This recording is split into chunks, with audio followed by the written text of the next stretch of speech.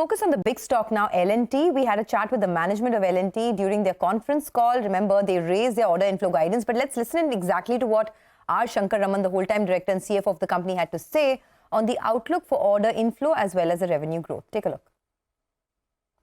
Unlike order inflow, where a couple of earlier wins or later wins can move the needle, revenue is fairly set because we know what we need to execute in the last 3 months. So my guess is, I think, as compared to 15%, we will outperform that. And just as a landing place, I think I'm assessing that to be more closer to high teens. We will do all our best to see how far we can improve, but it appears to me it will be high teens. My sense is we will be at similar levels as we close this year. And it is possible that given the dynamic that I spoke to you about, it could fall between 8.25% to 8.5%. Okay, so EBITDA margins will be in that 8.2 to 8.5% band. Remember, the core margins were muted this quarter around. The operational performance was actually under pressure.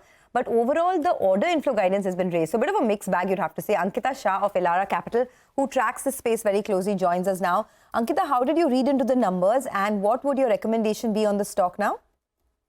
Yeah, sure. Firstly, thank you for having me. So the numbers were good. There has been a good progress on the order inflow side. Also on the revenues, the numbers are in line with our expectations with 19% growth on a YOY basis.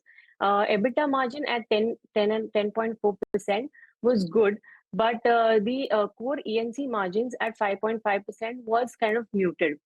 However, the management outlook going forward looks positive commentary, given that the low legacy, past legacy projects are nearing completion, and new projects are expected to hit revenue recognition threshold from FY25 onwards. Also, the mix of projects is changing more towards hydrocarbon projects, which are relatively better margin in nature. Hence, we should see uptick in margins going forward. Even on the order inflow side, the prospect pipeline looks robust at around 6 trillion, almost up 30% on a YOY basis. And a good part is a large part of these prospect pipeline are from the domestic geography, where the inflows for this financial year has been muted, probably because of a pre-election year. But going forward, they are expected to pick up going forward. All right. Hi, Ankita. Good morning. Good to see you. Yesterday the stock was a little under the weather, and today as well, it's likely to open up a little lower, going by the pre-open rates. But it's been a big outperformer, 70% higher in the last 1 year. If in case there is weakness, would you look to be a buyer in the stock? I think yes, the outlook for the company is positive.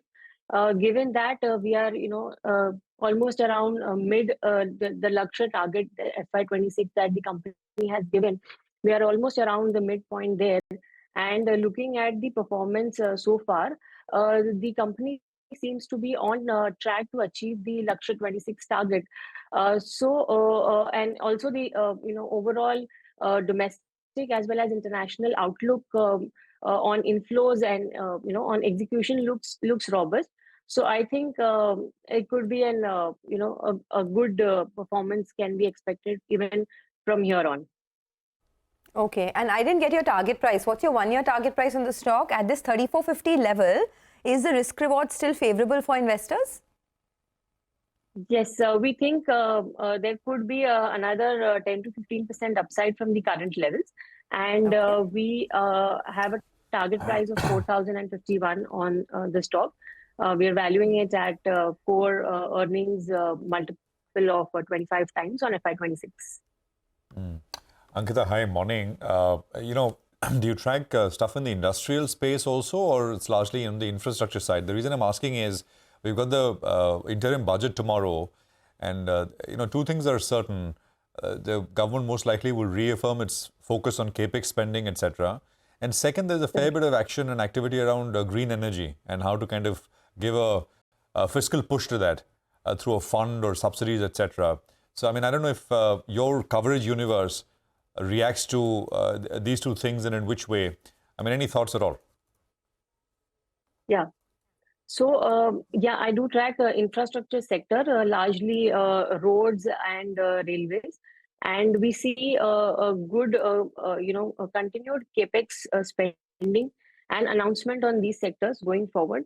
Overall, this year, as also, the ministries have been, or these two ministries have been performing very well in terms of their spending.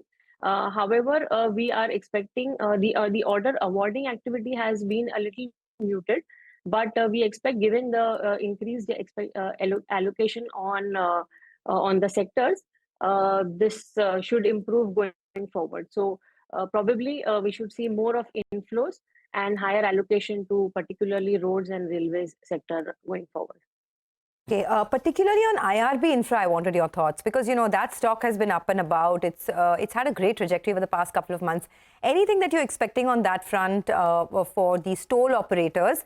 And are you bullish here?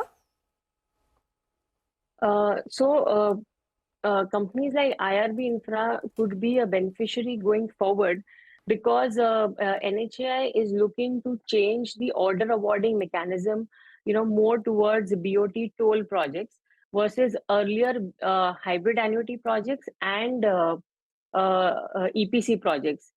Given that IRB is one of the few companies who have a long experience in executing toll projects, hence if the awarding goes in this direction, like more of BOT toll projects, then IRB should be a beneficiary of it going forward.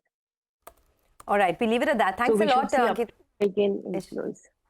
Okay, uptick in inflows. Got it. Thanks, Ankita. Very helpful, actually, to talk about many of these stocks. That's Elara Capital with their view on how L&T is performing, as well as a couple of the other names.